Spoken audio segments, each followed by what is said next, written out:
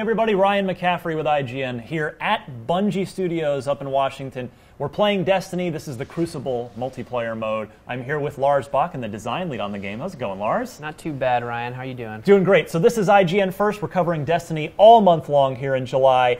And we're going to start by taking a preview of each of the Crucible maps that we'll be able to see in the beta, and then maybe we'll have a little something for beyond the beta later on this month as well. So give me the quick setup for this map, and let's highlight each of the key sort of landmarks of this map. Sure. So this map takes place on Mars, abandoned human civilization out in the dunes. You can see if you look off in the distance that the Martian sands have really sort of overtaken where humanity was at one point.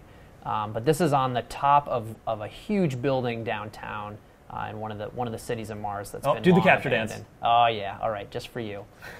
Here we go. Here we go.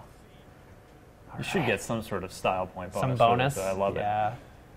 All right, so that's point C. We're playing. This is the control game type. That's correct. All maps are, of course, have all game modes playable on them.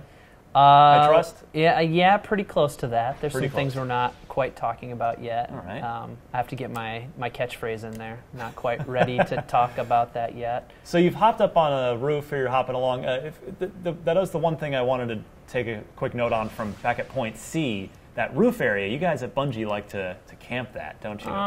There are some people that have been known to camp right out on over that there. place over there. Yeah.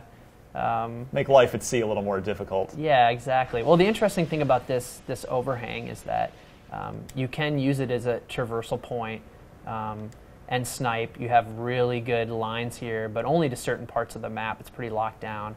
And you do have visibility on the C point as well, which is great, but you can't shoot on people. Right, so you really have to go all the way around or drop down from this area. All right, so let's move to the next key landmark. Okay. I'll bring us back over to A.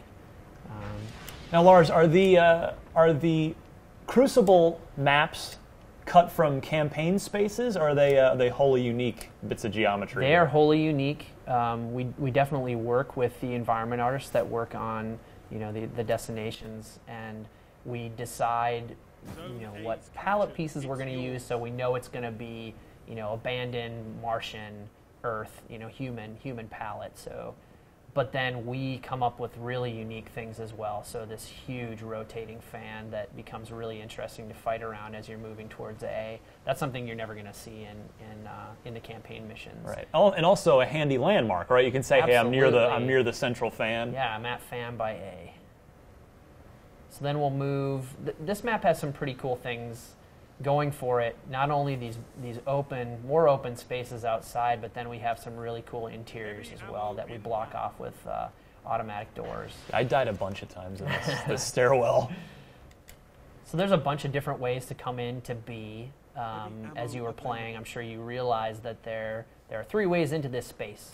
And the really cool thing about that is you can use your tracker, your mini map in the upper left to decide where, see where enemies are coming from, and then make movements based on that. So if you see them coming from behind, they're coming down these stairs. If they're coming from this direction, they're probably coming up this way.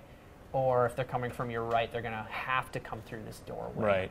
Now, we saw the heavy ammo drop in. Can you just tell me real quick how because I noticed that completely can change the flow of a map real fast if you happen to get to it, and if you happen to have any friends with you. Yes, absolutely. The cool thing about heavy is, we utilize the announcer Shax, and he'll tell you 10 seconds ahead of time when heavy ammo is about to drop off, which we feel really strongly about, because that it isn't just some piece of arcane knowledge that people who have played the map 100 times know that it's coming and when it's coming.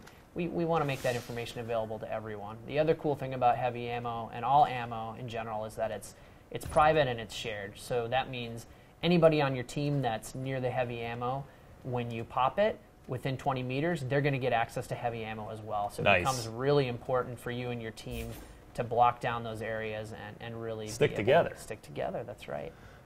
All right, so that is one of our first maps, one of the few we've got in the Destiny beta. Let's cut to a little bit of exciting gameplay footage where you can see me getting shot in the face. And for more on Destiny, you're already tuned in the right place all month long here on IGN First.